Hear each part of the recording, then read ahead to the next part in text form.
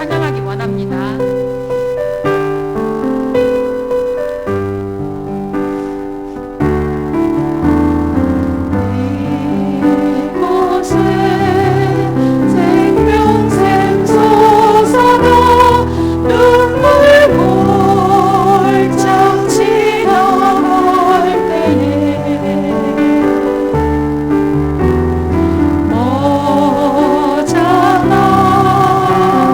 며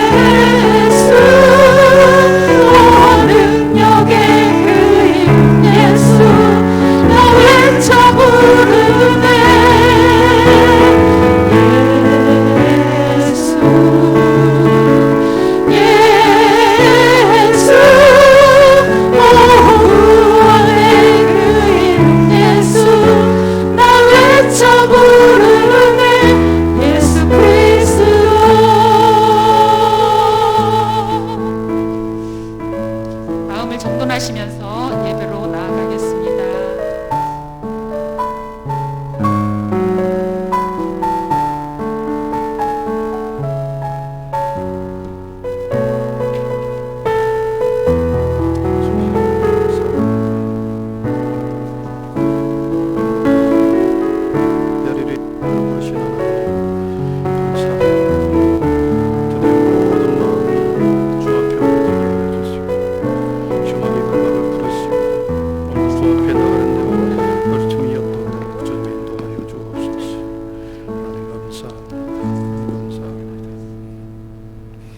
사도신경으로 우리 신앙이 하나인 것을 고백함으로 수요 예배로 드리겠습니다.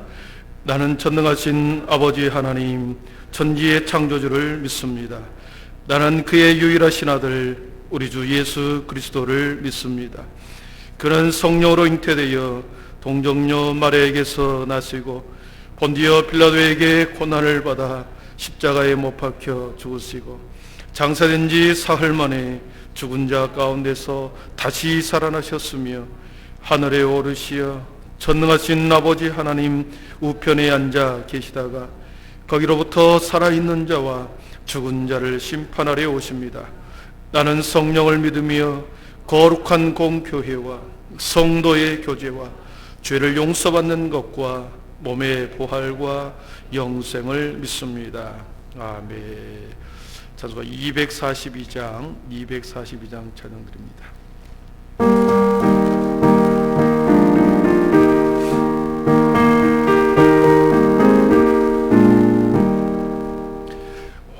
죄가 장미꽃같이 피는 것을 볼 때에 구속함에 노래 부르며 거룩한 길 다니리.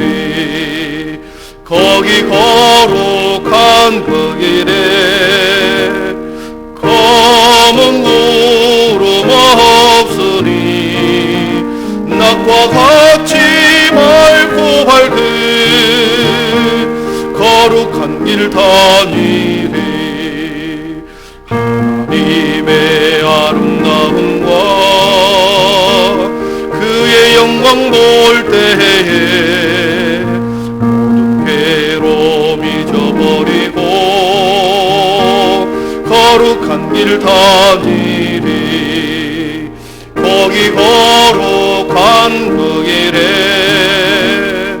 검은 구름 없으니 낮과 같이 맑고 밝은 거룩한 길 다니리. 우리하는 샘물 터지고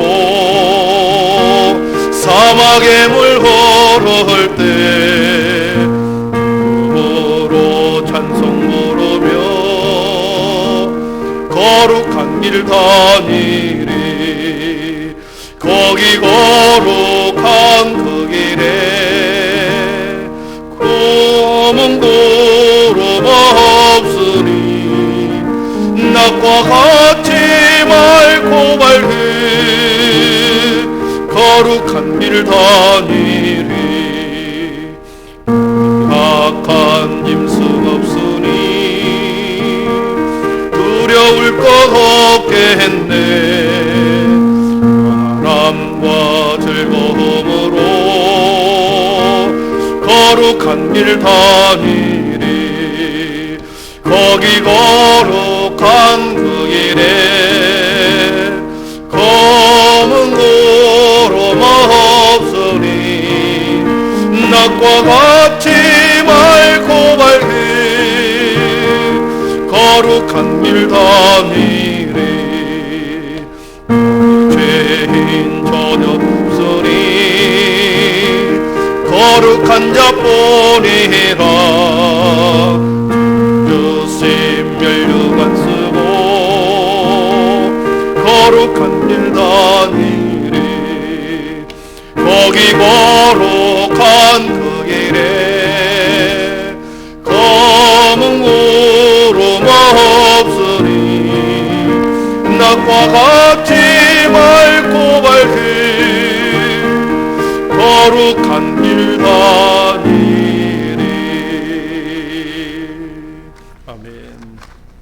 시간 우리 최인남 집사님 우리를 위해서 기도 인도해 주시겠습니다.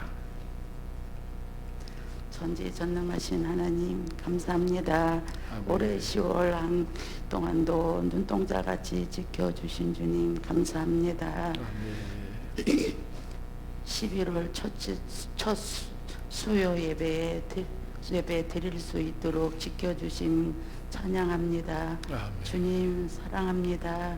영광 받아 주시옵소서. 아멘. 저의 입술은 하나님 말씀을 항상 찬양과 기도로 생활하며 하나님 음성을 들을 수 있도록 성전으로 인도하여 주신 주님 감사합니다. 아멘.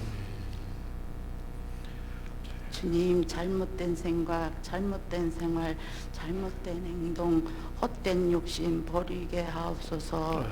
아버지, 우리 한빛 성도들, 건강 안 좋은 성도들 주님 성령의 손으로 안수하여 주셔서 깨끗이 치료되게 완치되게 하옵소서. 아멘. 코로나로 불안한 세상에서 살고 있는 우리 성도들 눈동자처럼 지켜주옵소서. 아멘. 코로나로 인해 예배 활동이 어렵습니다.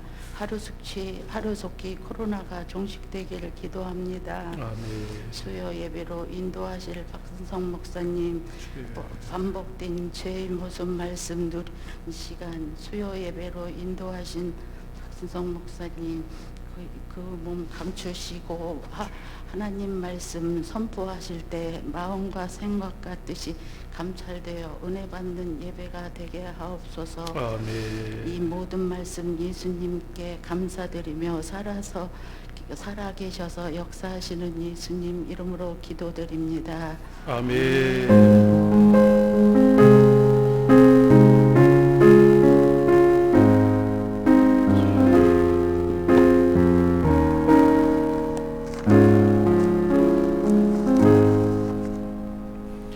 이 밤에 우리 주신 하나님 말씀은 사사기 2장 16절에서 우리 23절 끝까지 보도록 하겠습니다. 사사기 2장 16절에서 23절 구약 성경 362쪽에 있습니다.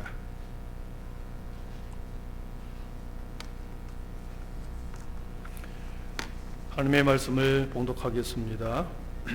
하나님의 말씀을 경청하십시오. 여호와께서 사사들을 세우사 도략자의 손에서 그들을 구원하게 하셨으나 그들이 그 사사들에게도 순종하지 아니하고 오히려 다른 신들을 따라가 음행하며 그들에게 절하고 여호와의 명령을 순종하던 그들의 조상들이 행하던 길에서 속히 치우쳐 떠나서 그와 같이 행하지 아니하였더라.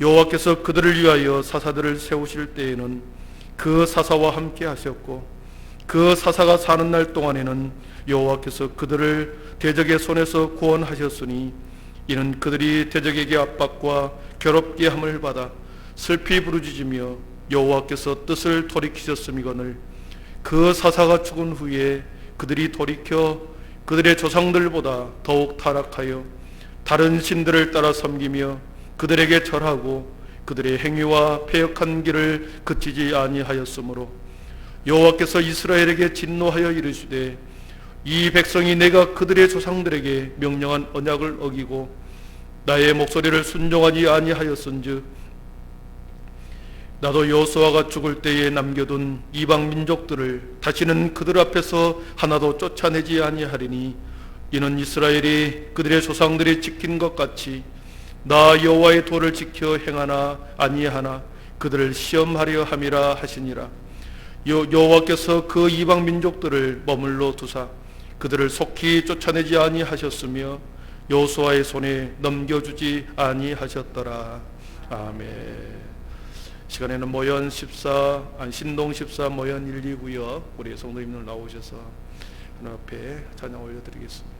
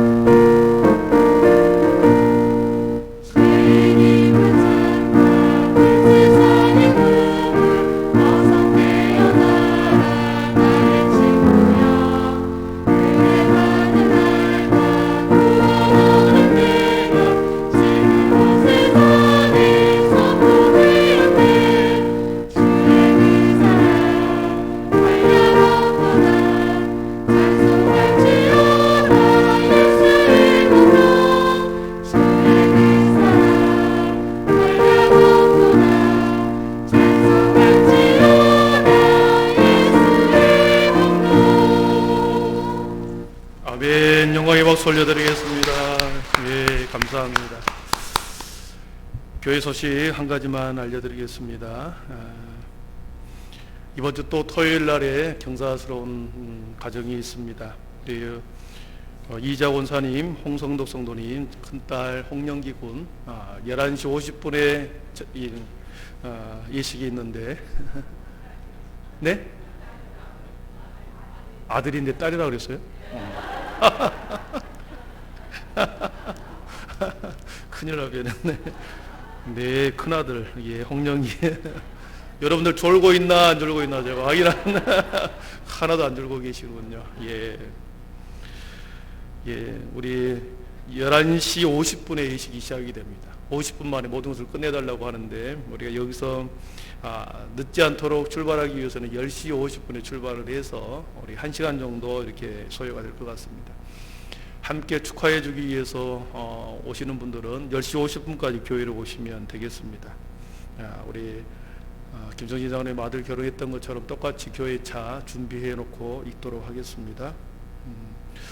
예, 눈을 부릅뜨고 계시는 여러분 감사합니다. 우리 앞뒤 좌우 또 3일 만에 뵙는데 믿음 소망 사랑의 빛이 있으라 인사하겠습니다. 예, 예, 감사합니다. 우리 교회에 계속 경사스러운 일이 많습니다. 시집을 가는 게 아니라 우리 자꾸 데리고 옵니다. 우리 한자성어 중에 은혜를 잊어버리고 은혜를 배신하고 베풀어준 덕을 잊어버린다라고 하는 배은망덕 우리가 다 알고 있습니다. 은혜를 잊어버리고 은혜를 배신하고 덕을 잊어버린다. 다른 사람이 나에게 베풀어준 그 덕을 잊어버리는 것, 배은망덕이라고 그러죠. 남에게 받은 은혜나 덕은 결코 잊어서는 안 되는 것이 인간의 도리가 아니겠습니까? 비슷한 한자성으로 죽어서도 은혜를 갚는다라고 하는 결초 보온이 있습니다. 네. 받은 은혜에 대해서는 우리가 기억하고 꼭 그 사람이 아니어도 다른 곳으로 계속 우리는 흘려 보내야 된다는 말씀이죠. 여러분, 이 민족과 교회를 보십시오. 그리고 이 나라를, 우리 각자들을 보십시오. 정말 얼마나 놀라운 은혜를 우리가 받았는지 우리는 이루 헤아릴 수가 없습니다. 1953년 전쟁 직후에 67달러인 개인 소득이 작년에 우리나라 기준이 33,346달러입니다. 무려 500배, 100배도 아니고 500배의 경제 성장을 이루었습니다. 배고픔 해결, 경제적으로 그 배고픔의 해결은 완벽하게 전쟁 70년 만에 해결해 준 거죠. 한강의 기적, 세계를 선도하는 지금 우리나라가 되어버렸습니다. 놀라운 하나님 은혜가 아닐 수 없죠. 2008년도에 우리나라 대학 진학률이 이미 83.9%, 무려 84%가 대학 진학률을 보였습니다. 그리고 계속 상승하다가 지금은 대학 정원보다 오히려 대학 정원이 훨씬 적어져 버렸습니다. 입학하는 사람들보다 대학 정원이 훨씬 많아져 버렸죠. 그래서 누구나 마음만 먹으면 교육열, 배움의 서러움을 해결할 수 있습니다. 배고픔의 해결은 이미 끝나버렸고 배움의 해결도 우리나라는 이미 끝나버렸습니다. 영적인 은혜는 얼마나 큽니까? 전 세계 가장 큰 초대형 교회가 우리나라에 5개나 있고 전국에 62,000개 교회가 있습니다. 한국 교회는 미국 다음으로 선교사를 많이 파송한 나라이고 이것을 인구당 비례해서 계산해 보면 우리나라가 가장 많이 선교사를 파송하는 나라로 통계에 잡히고 있습니다. 70년의 세월 동안 이 땅에 일어난 일들이 너무나도 크고 놀라운 일들이었습니다. 세계가 주목하고 세계가 놀랐습니다. 200년 동안 걸려야 할 산업혁명을 우리나라는 30년 만에 이루어버렸습니다. 첨단 미래 지식정보 사회를 넘어서 4차 산업혁명의 선두주자로 우리나라가 선도하고 있죠. 이 모든 것을 국민의 근면성, 국민의 뛰어난 근면성과 또한 교육열과 부모님의 엄청난 헌신의 결과로 하기에는 부족함이 있습니다. 우리나라 이러한 모든 것, 은혜, 놀라운 발전은 그 이면에는 기독교의 성도들이 있었습니다. 여러분 믿습니까?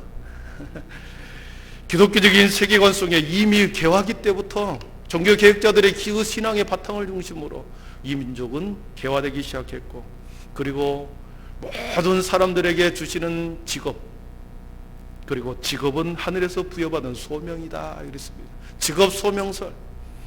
프로테스탄트들이 주장한 그 직업 소명설을 이미 개화기 때 우리는 받아들여서 직업에 귀천이 없게 되었습니다. 직업 소명설이라는 것을 같이 한번 읽어보겠습니다. 시작. 하나님은 천지 창조시 인간에게 노동일을 부여하셨다. 따라서 노동은 신성하며 그에 따른 직업 역시 신성하다. 종교개혁자 루터는 모든 직업은 하나님이 부여하신 소명임을 강조했고, 켈빈 역시 그 어떤 직업도 비록 세속적인 직업마저도 하나님의 영광을 위한 봉사의 현장임을 역설했다 그랬습니다. 이 땅에 우리들에게 주시는 모든 직업이 하나님이 주시는 소명으로 여긴 거죠. 그러다 보니까 기천이 없습니다. 어떤 직업을 하든 어떤 직업을 갖든 어떤 일을 하든 하나님이 그 사람에게 주신 소명이다.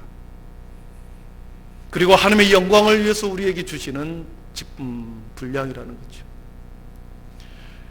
그래서 자기에게 적절한 직업을 주신 것은 하나님께서 그것을 통하여 하나님의 영광을 위해서 사용하도록 우리에게 직업을 주셨고, 그리고 그 일을 감당하게 하셨습니다. 그래서 우리의 믿음의 선조들은 조선시대 때 산업공상을 다 깨뜨리고 천하 만민이 다 하나님 앞에 평등하다는 그 사상과, 그리고 하나님이 주시는 모든 직업과 일은 거룩한 것이다, 하나님의 영광을 위해서 귀하게 쓰임받는 직분이다, 그런 의식 속에 지난 우리 100년을 살아온 거죠. 여러분, 이 민족 가운데 이루어진 놀라운 하나님의 은혜, 여러분 그것을 피부로 느끼고 계시죠. 약속의 땅 가나안 땅으로 들어갈 때 20세 이하로 구분한 이유는, 20살 이하로 딱 잘라서 구분한 이유는 나이 어린 아이들이, 청소년들이 나이 든 어르신들보다 도덕적으로 더 뛰어나기 때문에 20살로 자른 게 아닙니다. 세상에 때가 묻지 않아서 하나님이 특별히 그들을 사랑했기 때문에 20살 이하로 자른 것이 아니죠. 약속의 땅이 주인이 되게 하신 것은 그들의 공로나 그들의 잘남 때문이 아니라 어떤 신앙적 숭고함 때문에 20살로 쫙 잘라서 그 이상은 못 들어가게 하고 그 이하만 들어가게 하는 것, 그건 아닙니다. 전적으로 하나님의 은혜였습니다. 인간이 이해할 수 없는 하나님의 은혜인 겁니다. 신앙의 깊이나 믿음의 성숙, 진보로 본다면 여러분, 광야 40년을 수많은 기적을 체험했던 어르신들, 그리고 선조 세대들이 훨씬 20살 이하의 아이들보다, 청년들보다 훨씬 더 믿음이 깊지 않겠습니까? 하나님과 친히 대면하면서 대화했던 모세, 여러분 모세만큼 위대한 신앙의 본보기가 어디 있습니까? 그러나 모세조차도 가나안 땅에 못 들어갔습니다. 요단 이편에서 건너지 못하고 죽지 않습니까?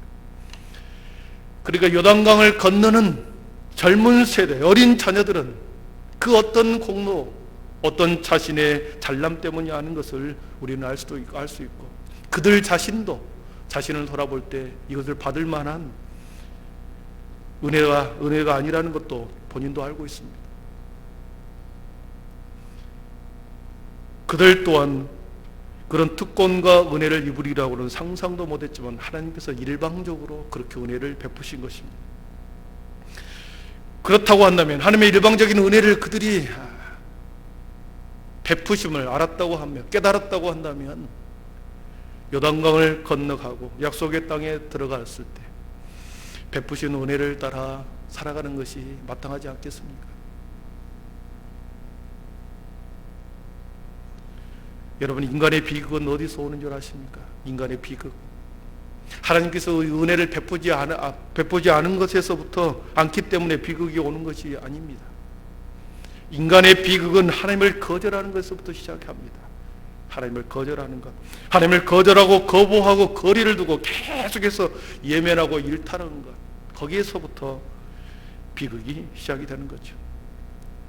함께하고 같이 했을 때는 은혜는 배가 되지만 계속해서 거절하고 예면하고 떨어져 나갈 때, 명령을 멀리할 때, 하나님의 말씀에 순종하지 않을 때, 자기 마음대로 하는 그 순간부터 우리는 비극이 시작이 되는 거죠. 오늘 말씀 16절 17절을 보시면 그런 표현이 나옵니다. 여호와께서 사사들을 세우사 노략자의 손에서 그들을 구원하게 하셨으나, 그랬습니다. 사사들을 세우사 노략자의 손에서 그들을 구원하게 하셨으나 그들이 그 사사들에게도 순종하지 아니하고, 그랬습니다. 그들이 순종하지 않았다. 명령을 따라 살지 않을 때 거기서부터 비극이 시작이 된 거죠.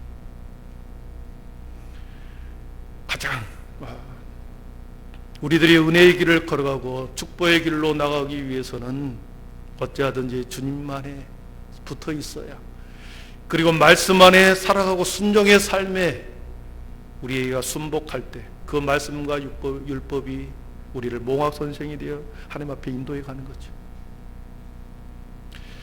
여러분, 가장 깊은 절망적인 상황 속에서도 하나님은 은혜의 빛을 끄지 않습니다. 은혜의 빛을 끄지 않습니다. 우리 18절에 보면 그렇습니다. 여호와께서 그들을 위하여 사사를 세우실 때에는, 그랬습니다. 사사를 세우실 때에는 그 사사와 함께 하셨고 그 사사가 사는 날 동안에는 여호와께서 그들을 대적의 손에 구원하셨다 했습니다. 사사가 사는 동안 대적의 손에서 그들을 구원하였다. 사사시대 때는 지속적인 죄의 반복을 거듭합니다. 계속해서 죄의 반복을 거듭합니다. 그럼에도 불구하고 하나님은 지속적으로 또한 변함없이 하나님의 은혜를 계속해서 사사들을 통하여 이렇게 흘러보내는 거죠. 배은망덕한 자신의 백성들을 향하여 하나님께서는 지속적으로 사사를 통해서 또한 은혜의 빛을 꺼지지 않도록 계속해서 비춰주셨습니다. 하나님은 시대마다 은혜의 통로로 여전히 사용하는 사람들이 많이 있었습니다. 야곱의 가문을 살리기 위해서 하나님께서는 요셉을 은혜의 통로로 삼으셨죠. 이스라엘 백성들을 구원하기 위해서 모세를 은혜의 통로로 삼으셨죠. 다윗 왕을 통하여 이스라엘 나라를 온전히 세우기 위해서 다윗 왕을 은혜의 통로로 사용하셨습니다. 마찬가지로 사사 시대에도 사사를 통하여 하나님의 자신의 백성들을 은혜의 빛이 꺼지지 않도록 그렇게 은혜의 통로로 사용하셨습니다. 여러분, 그렇다고 한다면 오늘날도 마찬가지죠. 믿지 않는 가문에 복음의 통로로 사용되는 분들이 많이 있습니다. 복음의 1세대들을 통해서 그동안의 가정에 흐르는 모든 잘못된 우상과 죄의 근원을 끊어내고 다시 그들을 통하여 새로운 가문을 이루어가는 1세대들도 있죠. 그들을 통하여 그 가문을 은혜의 통로로 삼으신 거죠. 이 시대의 교회도 그렇습니다. 교회의 사명을 이루기 위해서는 누군가가 그 일을 감당해야 할 교회의 직분자가 반드시 필요합니다. 그러나 그 일꾼들을 통해서 하나님은 교회의 사역을 이끌어 가시고 또 교회를 하나님의 영광을 위해서 그들을 사용하시는 거죠. 은혜의 통로로 교회의 일꾼들을 사용하는 거죠. 그런데 그 축복의 통로로 사용되는 모든 사람들은 엄청난 연단의 과정과 자기 희생을 감수한 사람들입니다. 지금의 이 나라가 이렇게 부흥하고 은혜를 받은 것은 수많은 믿음의 선조들의 눈물과 기도가 있었던 것처럼 한 가문을 일으키고 또 한 교회를 하나님께서 새롭게 밑거름을 다져갈 때는 누군가가 희생, 누군가의 헌신이 있었다라는 것이죠. 우리 한빛교회가 40년의 세월이 이제 마감할 때가 2달밖에 안 남았습니다. 40년 동안 수많은 일들이 있었습니다. 수많은 이야기들이 있습니다. 눈물의 시간이 있었고 하나님께서 은혜 준 시간들이 있었습니다. 누군가의 눈물과 헌신을 통해서 지금 여기까지 하나님께서 인도해 주신 줄 믿습니다. 교회가 평안히 든든히 서가기 위해서는 그 교회를 위해서 누군가가 반드시 자기 희생과 그리고 오랫동안 헌신했던 그들의 수고가 있었다는 것을 잊지 말아야 되는 거죠. 영적인 어둠 시대에도 사사를 통하여 작은 빛을 은혜의 통로를 통하여 계속해서 흘러가게 했습니다. 그러나 19절을 한번 보십시오. 19절을 한번 보시면 우리 19절을 한번 같이 읽어보겠습니다. 시작. 그 사사가 죽은 후에는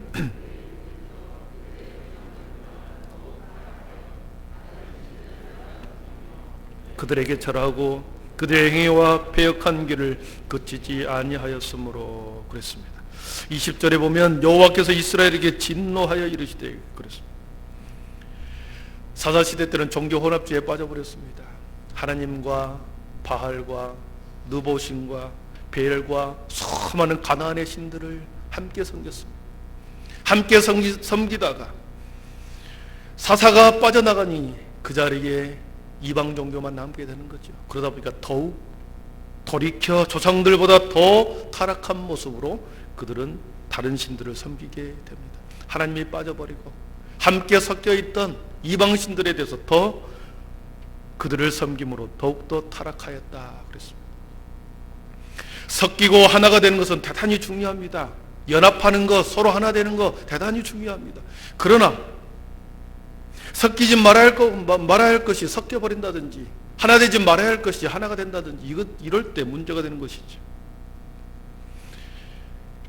나 이외에는 다른 신을 섬기지 말라고 하는 절대 명령을 하나님 이스라엘 백성들은 혼합주의로 섞어버린 것입니다. 하나로 만들어버렸던 거죠. 거기서부터 타락에 그리고 거기서부터 더욱더 패역한 길을 걸어가게 된 것이죠. 여러분 마음이 강팍해질수록 하나님의 징계도 더욱 강해진다는 사실 성경은 여러 군데에서 증언하고 있습니다.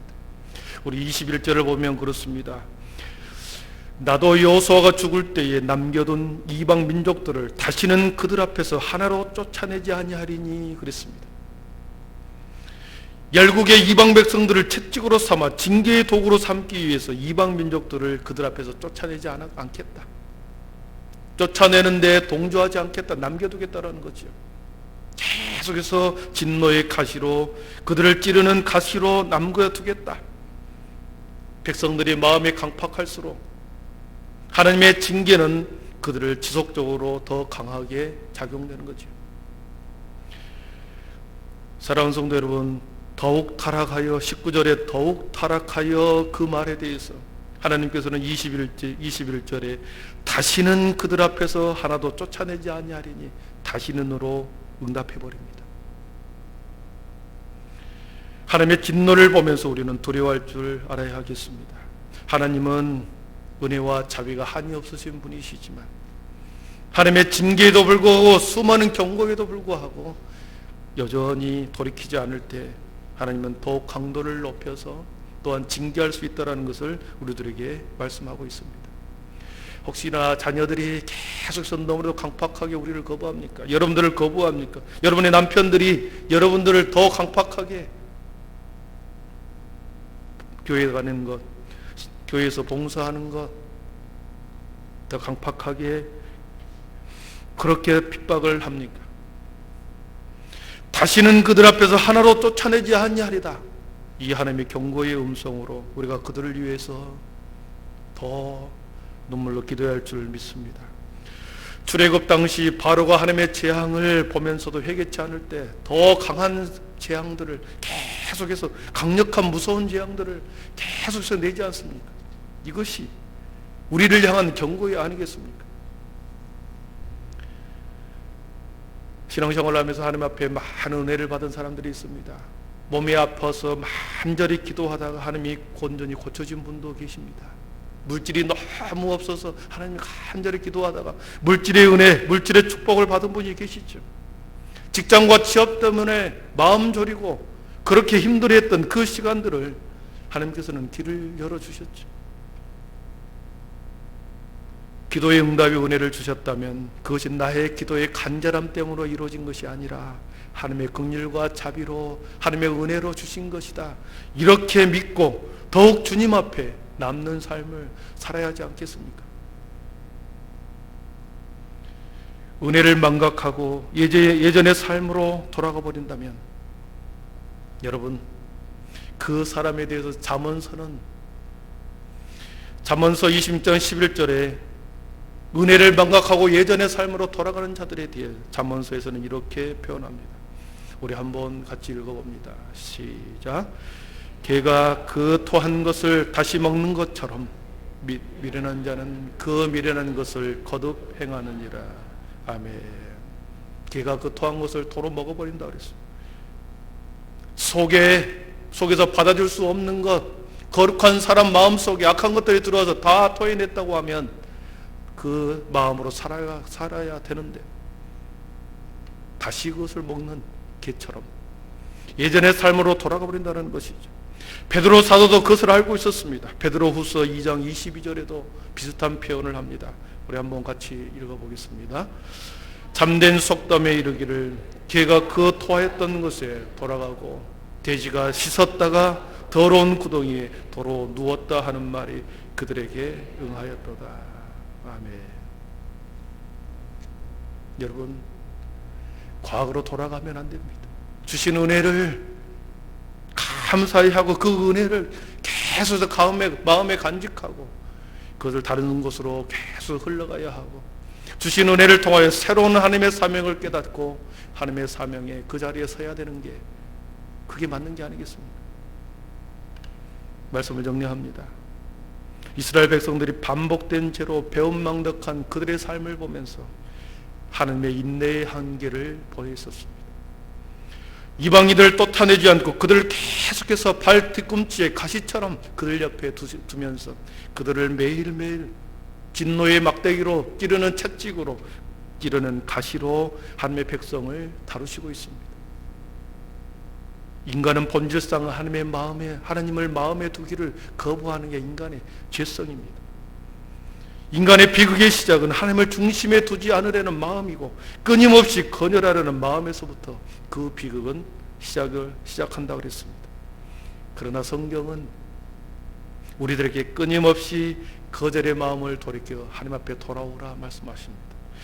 우리의 마음을 돌이켜 여호와의 은혜 안에 거하라. 그 은혜에 머물러라. 그 베푸신 은혜를 따라 살아가고 흘러가게 하라. 성경은 말씀하십니다. 거기에 진정한 자유가 있고 거기에 하나님의 축복된 삶이 거기 있습니다. 이런 은혜가 우리 모두에 있기를 축원합니다. 기도하겠습니다. 사랑의 하나님 감사합니다. 이스라엘 백성들의 어리석음을 봅니다. 사사들이 살아있을 동안에는 그들이 있을 동안은 눈치를 보며 신앙생활을 하는 것 같으나 사사들이 죽은 이후부터는 더욱 패역한 길로, 더욱 악한 길로, 더욱 부패한 길로 그들이 가버렸습니다. 주여 하나님, 그들에게 주신 은혜가 얼마나 큽니까?